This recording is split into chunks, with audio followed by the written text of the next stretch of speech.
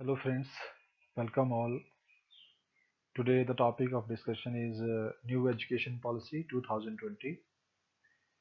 आप सभी जानते हैं कि इंडिया में नई एजुकेशन पॉलिसी को अप्रूवल मिल चुका है कैबिनेट से 29 जुलाई 2020 को। और साथ ही इससे जुड़ी हुई दूसरी जानकारी ये है कि जो MHRD है इंडिया में, ministry of human resource and development, उसका नाम बदल दिया गया है और अब उसे एजुकेशन मिनिस्ट्री के नाम से जाना जाएगा। जैसा आप सभी जानते हैं कि एजुकेशन पॉलिसी इंडिया में इंडिपेंडेंस के बाद जो पहली पॉलिसी बनी थी वो 1968 में बनी थी। और उसके बाद जो नई पॉलिसी बनी थी वो 1986 में बनी थी, उसको हम एजुकेशन पॉलिसी 1986 के नाम से जानते हैं। और फिर 1992 में इसी पुरानी पॉलिसी में जो 1986 में बनी थी, इसी में कुछ रिवीजन किया गया, उसको रिवाइज किया गया। और उसके बाद समय समय पर माइनर चेंजेस जो हैं या माइनर रिफॉर्म्स जो है एजुकेशन सेक्टर के अंदर बनते गए। जैसे कि एनसीएफ आया 2000 में, उसके बाद 2005 में, और उसके बाद आरटीई एक्ट जो है वो 2009 में ये भी इंडिया में बना। और उसके बाद कुछ और माइनर रिफॉर्म्स जो है वो एजुकेशन सेक्टर में लगातार रिवाइज होते रहे। लेकिन उसके बाद जो है आज हम जैसे देख सकते हैं कि 2020 की जो पॉलिसी बनी है एजुकेशन पॉलिसी, ये अपने आप में एक बहुत ही कंप्लीट पॉलिसी है और पूरी तरह से एजुकेशन सेक्टर की दिशा को ही बदलने वाली है। और ये 21st सेंचुरी की जो एजुकेशन है उसके विषय में ये पॉलिसी बनी है। और ये जो पॉलिसी है ये भारत को एक तरह से अग्रणी देशों में लाने के लिए इस पॉलिसी को बनाया गया है। और एक तरह से जो ग्लोबल स्टैंडर्ड्स ऑफ एजुकेशन है उनको इस पॉलिसी में प्रमोट करने का पूरा पूरा ध्यान रखा गया है। इसको हम आगे विस्तार से चलेंगे। और उसके अलावा अगर हम इसमें बात करें कि जो ये जो कमेटी बनी है, इसकी जो ड्राफ्टिंग कमेटी के जो चेयरमैन रहे हैं वो हैं डॉक्टर के कस्तूरी रंगन। और ये जो डॉक्टर कस्तूरी रंगन हैं ये इसरो के फॉर्मर चीफ भी रह चुके हैं। तो जैसा आप सभी जानते हैं कि इंडिया का जो एग्जिस्टिंग एजुकेशन सिस्टम है उसका पैटर्न कैसा है। तो उसका जो पैटर्न है या स्ट्रक्चर है उसको हम कहते हैं 10+2+3। मतलब पहले 10th क्लास तक पढ़ाई होती है, उसके बाद आगे 2 इयर्स 11 12th के होते हैं, और उसके बाद 3 इयर्स का ग्रेजुएशन जो है वो इंडिया में माना जाता है। ये काफ़ी पुराना एक सिस्टम इंडिया में चला आ रहा है जिसको हम एग्जिस्टेंस सिस्टम कहते हैं। अब समझते हैं कि जो न्यू एजुकेशन पॉलिसी है उसमें किस तरह की चेंजेस की गई हैं। तो जैसे हमारा पुराना जो एजुकेशन स्ट्रक्चर था उसमें 10+2+3 एक पैटर्न हम फॉलो करते थे। लेकिन अब इसको चेंज करके 5+3+3+4 के पैटर्न में बदल दिया गया है। और इस सिस्टम को जैसा यहाँ देखने से ही पता चल रहा है कि इसको 4 स्टेजेस में डिवाइड किया गया है। पहली स्टेज को हम फाउंडेशन स्टेज कहेंगे, जिसमें जो एज ग्रुप रहेगा बच्चे का वो 3 to 8 इयर्स का रहेगा। और इसमें इसके बाद जो अगली स्टेज रहेगी वो प्रेपरेटरी स्टेज हम कहेंगे। और इस स्टेज के अंदर जो एज ग्रुप होगा वो 8 to 11 इयर्स का होगा। और उसके बाद थर्ड स्टेज जो है वो मिडिल स्टेज आती है, जिसमें एज ग्रुप जो है वो 11 to 14 इयर्स रहेगा।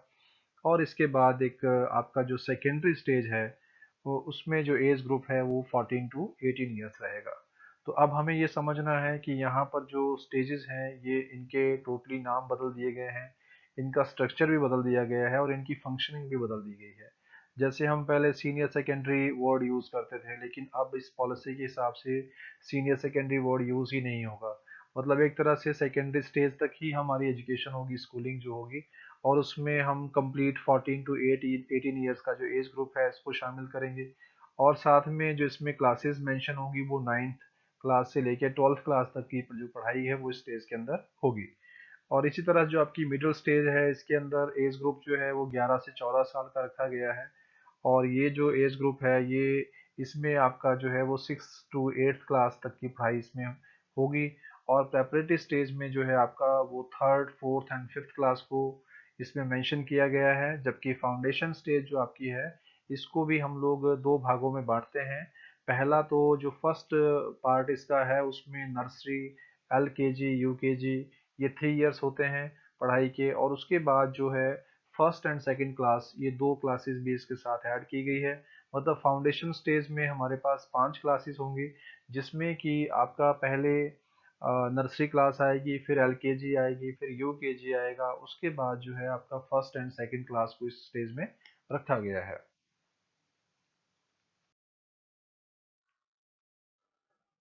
तो ये जो आपका early childhood care and education है, ये एक नया टर्म यूज़ किया गया है, इसी को हम फाउंडेशन स्टेज भी कहते हैं। और फाउंडेशन स्टेज के अंदर जो है बच्चों की जो अर्ली लर्निंग है उसके ऊपर ध्यान दिया जाएगा। उस किस तरह से बच्चों को एजुकेशन के लिए तैयार किया जाए उसके ऊपर एक फोकस किया गया है पॉलिसी के अंदर। और इसमें ये बात कही गई है कि जो 3 years of anganwadi, pre school या बाल वाटिका, इसको एजुकेशन सिस्टम का हिस्सा जो है वो बनाया जाएगा। मतलब जैसे नर्सरी, एलकेजी, यूकेजी, अब इसके लिए जो गवर्नमेंट स्कूल्स हैं उनमें भी टीचर्स रखे जाएंगे, उसमें भी बच्चों के लिए सीट्स होंगी और बच्चे नर्सरी, एलकेजी, यूकेजी में उन स्कूलों में भी एडमिशन ले पाएंगे। चाहे इसको प्री स्कूल्स के जरिए किया जाएगा या आंगनवाड़ी के जरिए किया जाएगा, बाल वाटिका के जरिए किया जाएगा। उसके बाद अगले जो 2 साल हैं क्लास फर्स्ट और क्लास सेकंड के, जिसका एज ग्रुप हम 6 to 8 इयर्स मानते हैं, इसकी भी जो पढ़ाई है वो इसी फाउंडेशन स्टेज के अंदर मानी जाएगी। और इसमें जो मेथड्स यूज़ किए जाएंगे टीचिंग के लिए वो एक तरह से प्ले वे मेथड होगा या एक्टिविटी बेस्ड मेथड माना जाएगा। और इसमें मेन फोकस किया जाएगा आपका लिटरेसी और न्यूमरेसी पर। तो आपकी दूसरी स्टेज है प्रेपरेटरी स्टेज। और इस स्टेज के अंदर जो एज ग्रुप है वो 6 to 8 इयर्स का एज ग्रुप रहेगा। और इसमें जिन क्लासेस को हम काउंट करेंगे वो होगा third class, fourth class and fifth class. और इसके अंदर भी जो मैथडोलॉजी ऑफ टीचिंग रहेगी वो भी एक तरह से जो प्ले वे मेथड है या एक्टिविटी बेस्ड मेथड है, या बच्चे अपने लेवल पे किसी चीज़ को डिस्कवर करेंगे। तो इस तरह की चीज़ें हैं ताकि बच्चे किसी चीज़ को बहुत गहराई से समझ सकें, उसके बारे में अपनी एक थिंकिंग डेवलप कर सकें और चीज़ों को अच्छे से बेहतर तरीके से वो समझ सकें। अगली स्टेज है मिडिल स्टेज। और इस स्टेज का जो एज ग्रुप है वो 11 to 14 इयर्स है। और इसमें जो क्लासेस हम लोग काउंट करेंगे वो class six, seventh and eighth रहेगा। और इस एज ग्रुप के अंदर इन क्लासेस में बच्चों को लगभग सभी तरह के सब्जेक्ट्स के साथ इंट्रोड्यूस किया जाएगा। उनको लैंग्वेजेस पढ़ाई जाएंगी, मैथ्स पढ़ाया जाएगा, science, social science, arts, humanities के सब्जेक्ट। तो इस तरह से बच्चों को डिफरेंट डिफरेंट सब्जेक्ट्स की एक अंडरस्टैंडिंग डेवलप की जाएगी। उनको उसके बारे में एक बेसिक जो नॉलेज है वो उनको उसको मिलेगी। और एक तरह से बच्चे जो है वो एक्सपेरिमेंटल लर्निंग करेंगे, वो अपने आप कुछ एक्सपेरिमेंट्स करेंगे चीज़ों के बारे में और उससे सीखेंगे। और इसके अलावा जो इसमें सबसे महत्वपूर्ण बात है इस सेगमेंट के अंदर वो है वोकेशनल कोर्सेज। तो इसके अंदर एक न्यू पॉलिसी में ये प्रोविज़न बनाया गया है कि स्टूडेंट्स को वोकेशनल एजुकेशन के साथ जोड़ा जाएगा। मतलब कि स्टूडेंट कोई ना कोई एक ऐसी स्किल सीखेगा जिससे वो भविष्य में एम्प्लॉयबल हो पाए। मतलब एक किसी न किसी एक काम को, अपने एक हुनर को वो जानता हो, उसके पास हाथ से काम करने की कला हो, ताकि अगर उसको एकेडमिक्स में वो बहुत अच्छा ना भी कर पाए और कोई अच्छी एकेडमिक्स में जो जॉब है या आई मीन एडमिनिस्ट्रेटिव जॉब्स उसको ना भी मिल पाए, तो वो कम से कम अपना कोई कारोबार शुरू कर सके, कोई काम धंधा शुरू कर सके, जिससे वो अपने लिए एक रोजगार जो है वो प्राप्त कर सके, अपने लिए वो एक तरह से सेल्फ एम्प्लॉयमेंट क्रिएट कर सके। तो इस दिशा में गवर्नमेंट ने ये पॉलिसी में इस प्रोविज़न को रखा है, ताकि हमारी जो एक युवा शक्ति है जो आज की डेट में जिसका कहीं प्रॉपर इस्तेमाल नहीं हो पा रहा है, तो भविष्य में ऐसा ना हो, इस समस्या से निपटने के लिए ये एक प्रोविज़न रखा गया है, ताकि हमारे जो युवा शक्ति है उनके पास एक स्किल हो, वो अपनी उन स्किल्स का इस्तेमाल जो है वो अपने रोजगार को कमाने के लिए कर सके। और इसमें जो स्किल्स हैं वो अलग अलग तरह की, जैसे कंप्यूटर्स में आप कोडिंग, डिकोडिंग बच्चे सीख सकते हैं सिक्स क्लास ऑनवर्ड्स ही। और जैसे बहुत सारे और दूसरे वोकेशनल कोर्सेज हैं, जैसे प्लम्बर है, इलेक्ट्रिशियन का है, टेलरिंग का है, कारपेंटर का है, या रेफ्रिजरेशन का है, या इसके अलावा और भी बहुत सारे कोर्सेज इसमें समय आने पर पता चलेगा कि क्या क्या है इसमें इंट्रोड्यूस किया जाता है। और साथ में इसमें ये भी एक प्रोविज़न रखा गया है कि जो स्टूडेंट्स हैं, वो 10 दिन के लिए जो है बिना बैग के स्कूल जाएँगे या ऐसे सेंटर्स पर जाएँगे जहाँ पर वो इन स्किल्स को का इंटर्नशिप कर सकें। मतलब साथ में इन चीज़ों को वो कर देख सकें ताकि उनको अच्छे से उसकी अंडरस्टैंडिंग डेवलप हो सके। अगली स्टेज है सेकेंडरी स्टेज, और सेकेंडरी स्टेज का जो एज ग्रुप है वो 14 से 18 वर्ष का है। और इसमें जो क्लासेस हैं वो 9th 10th 11th and 12th class को काउंट किया जाएगा। यहाँ एक बहुत ही रिवोल्यूशनरी चेंज हुआ है इस सेगमेंट के अंदर कि स्टूडेंट जो है वो मल्टी डिसिप्लिनरी स्टडी कर सकते हैं। मतलब वो अपनी चॉइस से सब्जेक्ट ले सकते हैं। Now there is no hard division between the arts, humanities and commerce. अब ऐसा नहीं है कि कॉमर्स का बच्चा जो है वो सिर्फ अकाउंटेंसी, इकोनॉमिक्स, बीएसटी या और बाकी लैंग्वेजेस साथ में पढ़ेगा, या कोई और उसका जो ऑप्शनल सब्जेक्ट इसको मिला है उसी को पढ़ेगा। या ऐसा नहीं है कि साइंस का स्टूडेंट है तो उसको फिजिक्स, केमिस्ट्री, मैथ्स या बायो ही पढ़ना है और साथ में जो उसने और सब्जेक्ट सेलेक्ट किए हैं अपने लिए। अब ये जो हार्ड डिवीजन था पहले, आर्ट्स, ह्यूमैनिटीज एंड कॉमर्स, अब ये खत्म हो चुका है। और इसमें अब स्टूडेंट्स जो है अपनी मर्जी से कोई सा भी सब्जेक्ट चूज कर सकते हैं। जैसे मान लीजिए कोई बच्चा फिजिक्स पढ़ रहा है तो फिजिक्स के साथ अगर वो पॉलिटिकल साइंस पढ़ना चाहे तो वो पढ़ सकता है। अब वो केमिस्ट्री पढ़ रहा है तो केमिस्ट्री के साथ वो हिस्ट्री पढ़ सकता है। मतलब कि किसी भी तरह का सब्जेक्ट सिलेक्शन जो है वो स्टूडेंट अपनी इच्छा से कर सकता है। तो ये बहुत ही पॉजिटिव चेंज है ताकि स्टूडेंट्स अपने इंटरेस्ट से जो उनको अच्छा लगता है पढ़ना, उसको वो सीख सकें, उसके अंदर अपनी क्रिटिकल थिंकिंग को डेवलप कर सकें और उस उन चीज़ों को अपनी लाइफ में आगे ले जा सके, उसमें वो रिसर्च लेवल तक भी जा सकता है। तो वो अपने इंटरेस्ट से जो है उस चीज़ को सीख सकता है। पहले का जो सिस्टम था उसमें ये था कि एक तरह से आपके लिए एक स्पेसिफाइड चीज़ें रखी गई थी कि आपको अगर ये स्ट्रीम चाहिए तो आपको ये पढ़ना होगा, ये पढ़ना होगा, ये पढ़ना होगा। आपका चाहे उसमें इंटरेस्ट है या नहीं है।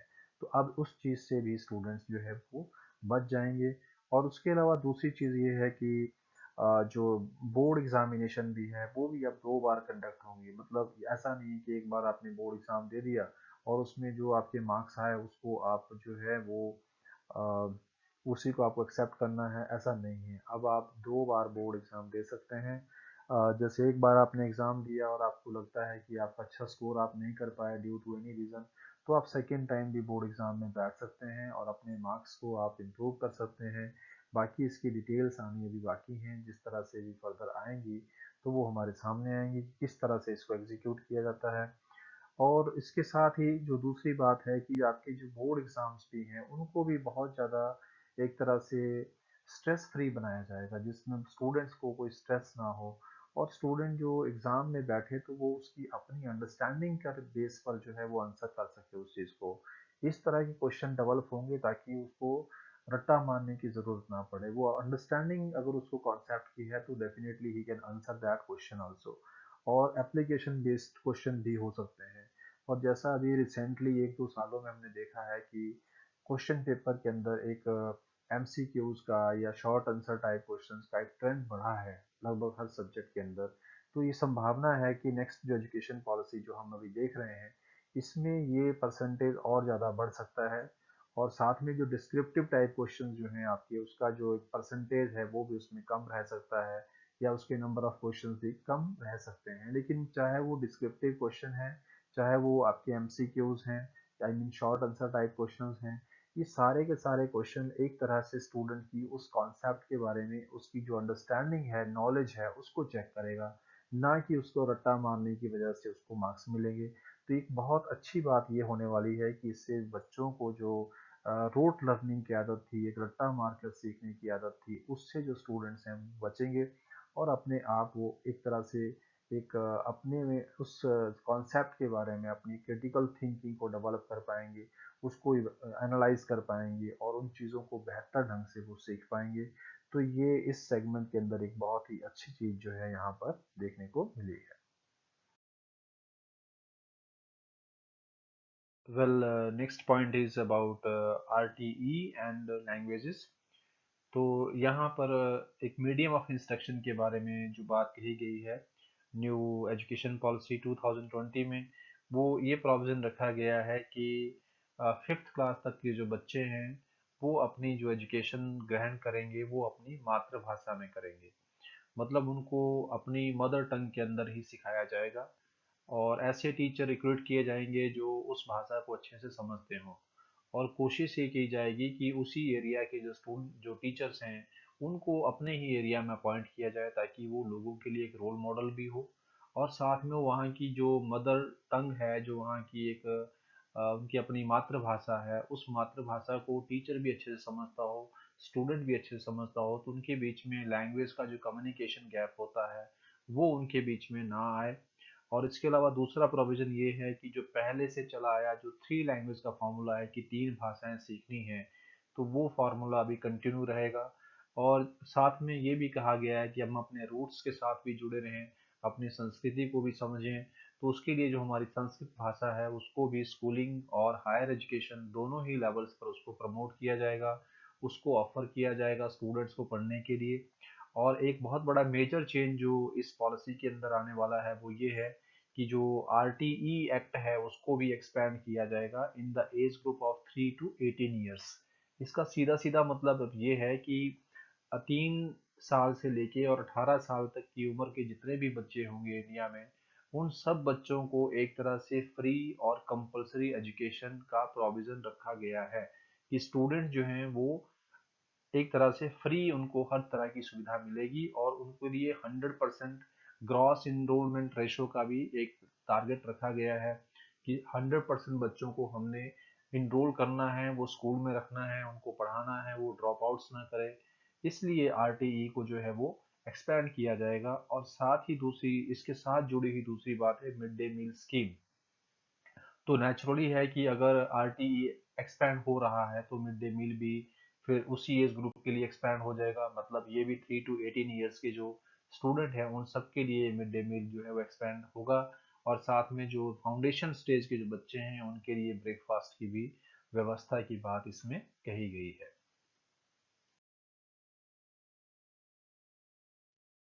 तो आइए अब बात करते हैं हायर एजुकेशन की। हायर एजुकेशन में एक नया सिस्टम इंट्रोड्यूस किया गया है जिसको multiple entry and multiple exit के नाम से जाना जाएगा।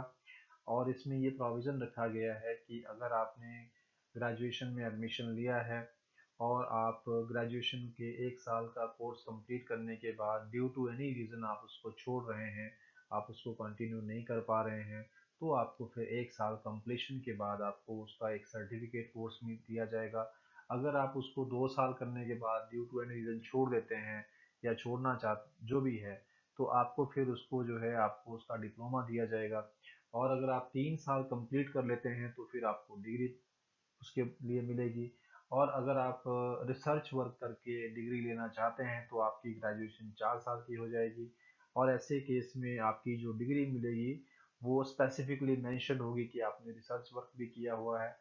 तो इस तरह से ये आपका ग्रेजुएशन सिस्टम में इस तरह की चेंजेस लाई गई हैं। और आपको जो है एक डिजी लॉकर में आपके क्रेडिट्स पॉइंट्स को भी ट्रांसफ़र करने का प्रोविज़न रखा गया है।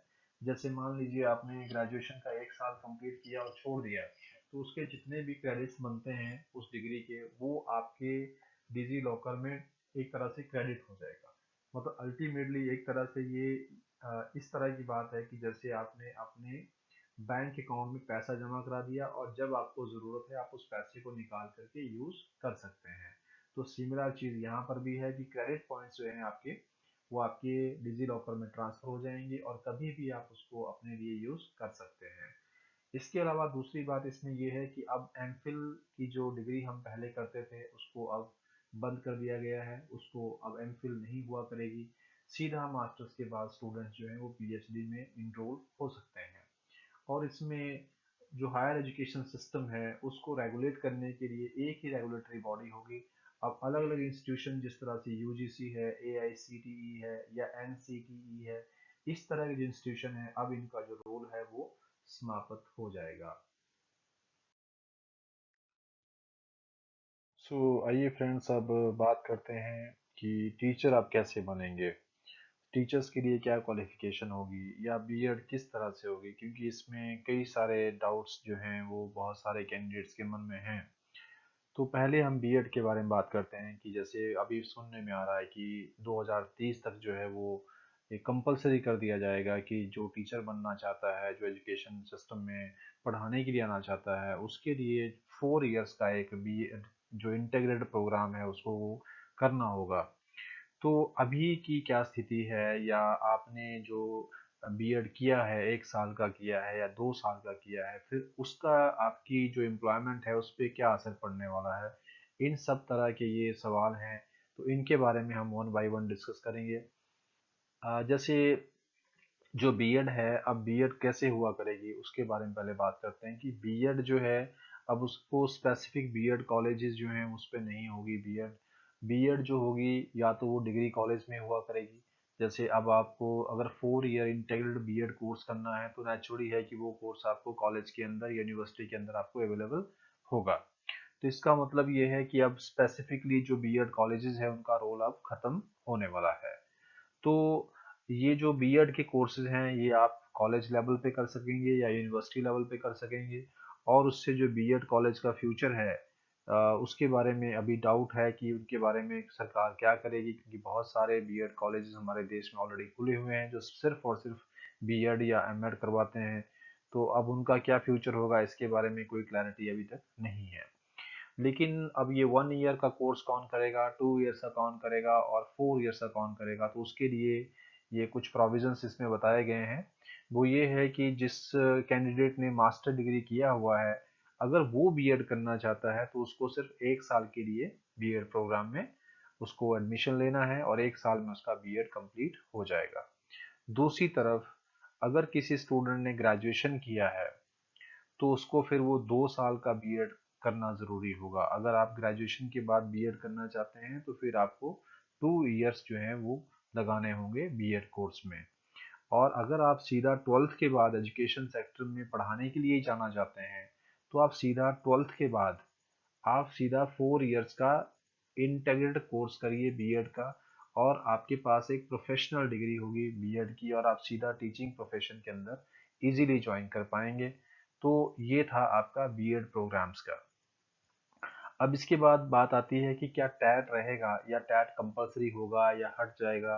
तो टैट जो है वो इस पॉलिसी के अकॉर्डिंग सभी सेगमेंट्स के लिए एक तरह से मैंडेटरी बनाया गया है कि जितने भी स्टेजेस टीचर हैं, मतलब जैसे हमने आपको 4 स्टेजेस बताई, फाउंडेशन स्टेज है, प्रेपरेटरी स्टेज है, मिडिल स्टेज है और उसके बाद सेकेंडरी स्टेज है। तो सभी स्टेजेस के जितने भी टीचर्स हैं सबके लिए टैट जो है वो मैंडेटरी कर दिया गया है। और आगे जैसे अभी हम बात करें कि जो ऑलरेडी ज्वाइन कर चुके हैं टीचर उनके लिए क्या प्रोविज़न रहेगा, तो वो वक्त के साथ ही पता चलेगा कि वो किस तरह से उसको टैकल करते हैं, किस तरह से क्या प्रोविज़न उसके लिए बनते हैं। और इसके अलावा रिक्रूटमेंट में कुछ चेंजेस हमें देखने को मिलेंगी कि जैसे क्वालिफिकेशन तो ठीक है आपकी, एक तरफ है कि बीएड का डिग्री चाहिए, एमएड का डिग्री चाहिए या ग्रेजुएशन या पोस्ट ग्रेजुएशन चाहिए, वो सब चीज़ें रहेंगी।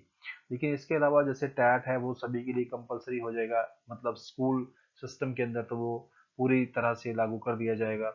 और इसके अलावा जब आपको टीचिंग जॉब के लिए अप्लाई करना है तो अब आपको टीचर बनने के लिए आपको क्लासरूम डेमो भी देना पड़ेगा, मतलब आपको डेमोन्स्ट्रेशन करना पड़ेगा कि how efficient you are as a teacher, आप कितने अच्छे से आप पढ़ा सकते हैं। उसके लिए आपको एक क्लासरूम डेमोन्स्ट्रेशन भी आपका होगा, उसके भी मार्क्स, उसके स्पेसिफिक मार्क्स होंगे। इसके साथ आपका इंटरव्यू भी होगा। ये दोनों ही चीज़ें आपकी एक तरह से रिक्रूटमेंट प्रोसेस का हिस्सा रहेगा और इसके भी मार्क्स आपको दिए जाएंगे और उसी आधार पर आपका मेरिट जो है वो बनेगा। इसके अलावा इसमें जो बहुत बड़ी बात कही गई है वो ये है कि जो कॉन्ट्रेक्चुअल टीचर्स थे या पैरा टीचर्स का जो प्रोविज़न अभी तक हमारे देश में चला आया है एजुकेशन सिस्टम में, उसको हटा दिया जाएगा। मतलब अब पैरा टीचर्स को नहीं रखा जाएगा। 2030 तक का ये प्रोविज़न रखा गया है कि हम पैरा टीचर्स को अब नहीं रखेंगे। इसका सीधा सीधा मतलब है कि परमानेंट वैकेंसीज भरी जाएंगी। और जब परमानेंट वैकेंसीज आएंगी इसका मतलब है कि there is chances of high job creation in India according to this policy. और इसके बाद दूसरी एक और जो बड़ी बात इसमें है वो ये है कि अगर आपको प्रमोशन चाहिए तो पहले प्रमोशन होता था कि जैसे आप कितने सीनियर हो गए हैं, कितने ईयर्स का आपका सर्विस हो गया, तो उसके हिसाब से आपको प्रमोशन मिल जाती थी। लेकिन अब प्रमोशन जो है आपकी परफॉर्मेंस बेस्ड होगी, कि अगर आपका परफॉर्मेंस अच्छा है तो आपको जल्दी प्रमोशन के चांसेस मिलेंगे। और चाहे आप जितना मर्जी पुराना आप उस जॉब में हैं, अगर आपका परफॉर्मेंस अच्छा नहीं है तो आपको फिर प्रमोशन नहीं मिलेगी, या उसके लिए आपको वेट करना पड़ेगा। तो नेक्स्ट कुछ बातें हैं रिक्रूटमेंट एंड डिप्लॉयमेंट के बारे में। अगली पॉलिसी ये कहती है कि जो टीचर्स की रिक्रूटमेंट होगी, स्पेशली फॉर रूरल एरियाज, वहाँ पर कोशिश की जाएगी कि ग्रामीण क्षेत्रों से ही टीचर वहाँ पर भरे जाएं। क्योंकि अक्सर देखने में आता है कि बहुत सारे टीचर जो अर्बन बैकग्राउंड के होते हैं वो गांव में जाकर जॉब करना नहीं चाहते हैं, और अगर उनकी वहाँ पोस्टिंग होती भी है तो वो जल्दी जल्दी किसी न किसी माध्यम से वो अपना ट्रांसफ़र मैनेज करने की कोशिश करते हैं। तो ऐसे में जो रूरल सेगमेंट के बच्चे हैं उनका जो है वो लॉस होता है। तो उस चीज़ से बचाने के लिए अब 2030 तक इस तरह के प्रोविजंस करने के लिए बात कही गई है कि सबसे पहले जो गांव के बच्चे हैं, अगर वो एजुकेशन सेक्टर में जो इंटेलिजेंट स्टूडेंट्स हैं, जो गॉड गिफ्टेड स्टूडेंट्स हैं, कि उनको आइडेंटिफाई किया जाए और उनके लिए फिर मेरिट बेस्ड स्कॉलरशिप रखी जाए, और जो एजुकेशन सेक्टर में आना चाहते हैं और उनको 4 इयर्स का जो बीएड इंटीग्रेटेड प्रोग्राम होगा उसमें उनको जो है स्कॉलरशिप्स मिले उनको पढ़ने के लिए।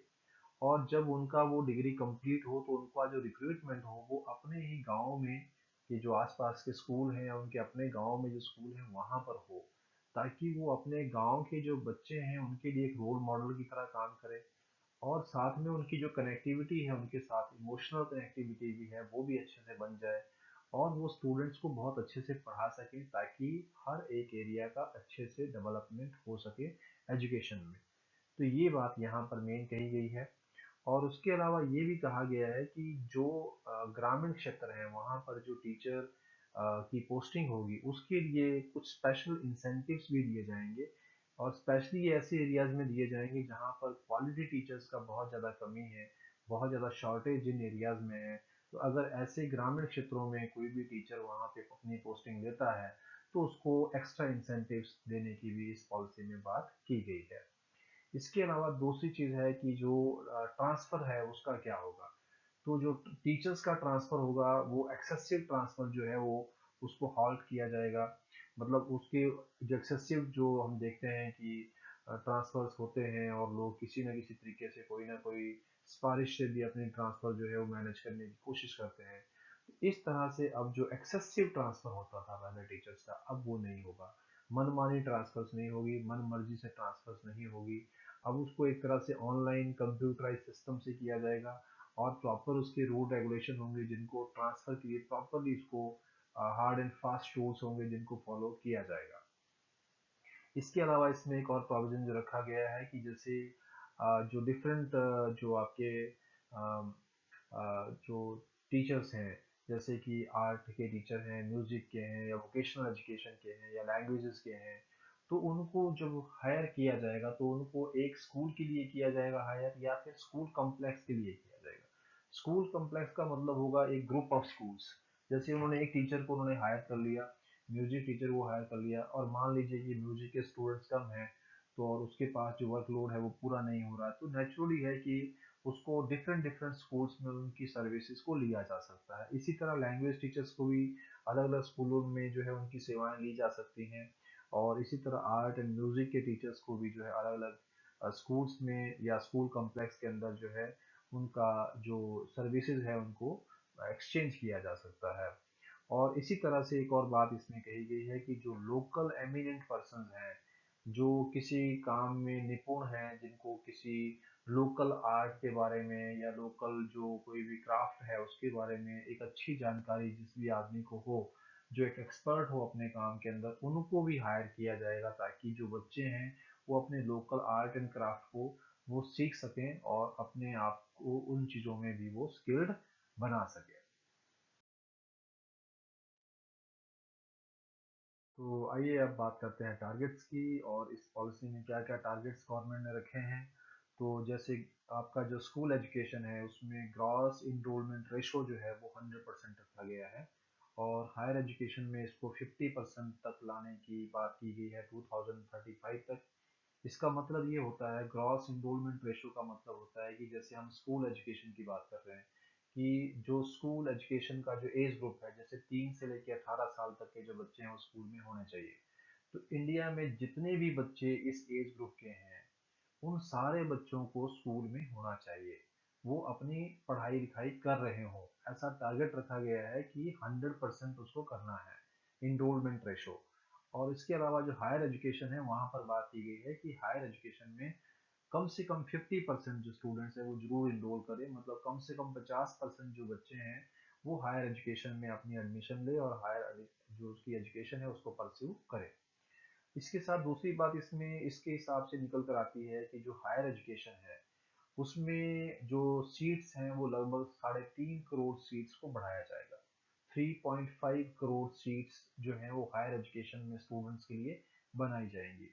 तो इसका मतलब ये है कि अगर रिक्रूटमेंट की बात करें तो करीब 2 लाख से ज़्यादा जो जॉब्स हैं वो हायर एजुकेशन सेक्टर के अंदर टीचिंग प्रोफेशन में ही बनने की संभावना है। और इसके अलावा जो है यहाँ बात की गई है कि one nation one entrance exam हो। जैसे अभी बहुत सारी यूनिवर्सिटीज अपने अपने लेवल पर जो है वो एडमिशन के लिए एंट्रेंस एग्जाम्स कंडक्ट करती है, लेकिन अब पूरे देश में चाहे कोई भी यूनिवर्सिटी है, हर यूनिवर्सिटी के लिए एक ही तरह का एक एंट्रेंस एग्जाम होगा, एक तरह की स्पेसिफिक कोर्सेज के लिए जो एडमिशन होगी उसके लिए पूरे देश में एक ही लेवल का टेस्ट हुआ करेगा और उसी के बेस पे एडमिशन हुआ करेगी। और इसके अलावा जो दूसरी बात है वो रखा गया है कि नेशनल रिसर्च फाउंडेशन जो है वो बनाया जाएगा। नेशनल रिसर्च फाउंडेशन का मतलब है कि ऐसा फाउंडेशन बनाया जाएगा जो फंडिंग करेगा रिसर्च करने के लिए। और ये जो रिसर्च है ये सिर्फ साइंस के सब्जेक्ट्स के लिए बात नहीं की गई है, बल्कि ये ह्यूमैनिटीज कॉमर्स का कोई भी स्टूडेंट जो है जो रिसर्च करना चाहता है उसके लिए जो है इस नेशनल रिसर्च फाउंडेशन से उसको फंडिंग की जाएगी रिसर्च करने के लिए। तो ये एक बहुत बड़ा इनिशिएटिव है गवर्नमेंट ऑफ इंडिया की तरफ से, ताकि रिसर्च वर्क बढ़े, लगातार रिसर्च वर्क जारी रहे और हर सब्जेक्ट के अंदर होता रहे, ताकि हम लोग आगे से आगे नई से नई इन्वेंशन या इनोवेशन जो है वो हम लोग कर पाए। और इसके अलावा एक ऑनलाइन एजुकेशन और डिजिटल एजुकेशन की बात यहाँ पे की गई है कि उसको काफ़ी हद तक बढ़ावा देना है, ऑनलाइन एजुकेशन को, डिजिटल एजुकेशन को, इसको एक्सपेंड करना है, ताकि जो फ्यूचर रिक्वायरमेंट ऑफ एजुकेशन है उसको हम एक तरह क्वालिटी लेवल पर जो है वो ले जा सकें। और इसके अलावा एक और बात इसमें कही गई है कि जो ई कंटेंट है, अब जैसे अभी तक हम बात करें तो ई कंटेंट जनरली जो है वो आपका हिंदी या इंग्लिश में अवेलेबल होता है, लेकिन जो रीजनल लैंग्वेजेस है उसके अंदर ई कंटेंट बहुत ही कम होता है, लगभग ना के बराबर होता है। तो लेकिन अब कुछ लैंग्वेजेस जो रीजनल लैंग्वेजेस है उनको आइडेंटिफाई करके जो है वो ई कंटेंट बनाने पर भी जोर दिया जाएगा, मतलब बाकी भाषाओं के अंदर भी अब स्टूडेंट्स को ई कंटेंट अवेलेबल करवाया जाएगा। और इसके अलावा जो है 100% अडल्ट लिटरेसी की बात की गई है कि जितने भी अडल्ट लोग हैं और जो लिटरेट नहीं है इंडिया में, जो पढ़े लिखे नहीं हैं, जिनको पढ़ना लिखना या इस तरह से अपना कुछ काम काज करना नहीं अगर आता है, यहाँ बात जो है वो एजुकेशन की बात नहीं हो रही, बात हो रही लिटरेसी की, कि अगर वो लिटरेट भी नहीं है तो उनको 100% लिटरेट करना है। और साथ में एक बहुत बड़ी बात जो यहाँ कही गई है वो है कि फीस की कैपिंग होगी, कि जैसे फीस जो है वो अपनी मन मानी फीस जो है वो वसूल नहीं कर सकते कोई भी प्राइवेट इंस्टीट्यूशंस, उसके ऊपर एक कैपिंग होगी, मतलब एक मैक्सिमम फीस अमाउंट जो है वो डिसाइड किया जाएगा गवर्नमेंट के द्वारा, और उसके ऊपर कोई भी प्राइवेट स्कूल या कॉलेज या यूनिवर्सिटी स्टूडेंट से जो है वो फीस चार्ज नहीं कर सकती है। तो जैसा अभी तक देखने में आया कि बहुत सारे स्टूडेंट्स का एक्सप्लॉयटेशन होता है, प्राइवेट सेक्टर के जो स्कूल हैं, कॉलेजेस हैं या यूनिवर्सिटीज़ हैं, वहाँ पर बहुत सारी फीस जो है वो ली जाती है, लेकिन उससे जो एक तरह से कैंडिडेट्स हैं उनका बहुत सारा फाइनेंशियल लॉस भी होता है, और मन मर्जी से जो है वो फीस बढ़ा दी जाती है। तो इस तरह से नहीं होगा, इस न्यू एजुकेशन पॉलिसी के तहत जो फीस है उसकी भी कैपिंग कर दी जाएगी। और उसके अलावा एक बहुत ही एक स्पेशल चीज़ इसमें है कि अभी तक हमारे इंडिया में जो एजुकेशन सेक्टर के ऊपर जो खर्चा होता रहा है वो लगभग 3% के आसपास होता रहा है जीडीपी का। जैसे जीडीपी को आप यूँ समझ लीजिए कि अगर मान लीजिए कि हम पूरे देश में अगर 100 रुपए की हम इनकम कमा रहे हैं तो उसमें से 3 रुपया जो है हम सिर्फ एजुकेशन पे खर्च कर रहे हैं। लेकिन अब ये प्रोविजन रखा गया है कि न्यू पॉलिसी के अकॉर्डिंग जो है 6% जो हमारा जीडीपी का 6% उतना अमाउंट हम लोग अपने एजुकेशन सेक्टर पे खर्च करेंगे।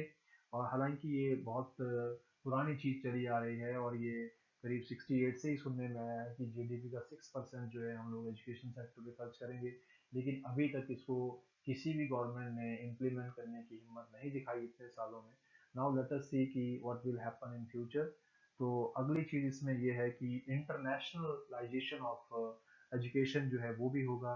कि अब इंडियन गवर्नमेंट ने जो है ये प्रोविज़न रखा है इस एजुकेशन पॉलिसी के अकॉर्डिंग कि जो दुनिया भर के टॉप 100 जो यूनिवर्सिटीज़ हैं वो हमारे इंडिया में आकर जो है वो अपने कैंपस खोल सकते हैं। यहाँ पर जो है वो अपना एजुकेशन सिस्टम जो है वो शुरू कर सकते हैं। इससे ये फ़ायदा होगा कि जो हमारे देश के बच्चे विदेशों में जाकर पढ़ रहे थे, अब वो उनको वही एजुकेशन हमारे देश में मिलेगी। और दूसरी बात ये है कि फॉरेन कंट्रीज से भी जो वहाँ के अपने नेटिव स्टूडेंट्स होंगे उन कंट्रीज के, अगर वो भी इंडिया में आकर जो है वो पढ़ना चाहेंगे तो उससे हमारे यहाँ पे टूरिज्म भी बढ़ सकता है, और कई तरह की जॉब क्रिएशन भी लोकल लोगों के लिए हो सकती है। और नेचुरली है कि यहाँ पर हमें इनकम भी उन चीज़ों से अवेलेबल होगी। तो ये भी एक बहुत बड़ा एक अच्छा चेंज इसमें हमें देखने को मिलेगा। So these were the main points of new education policy, and thank you very much for being with us. And if you have liked this video, so definitely share this with others. Thank you.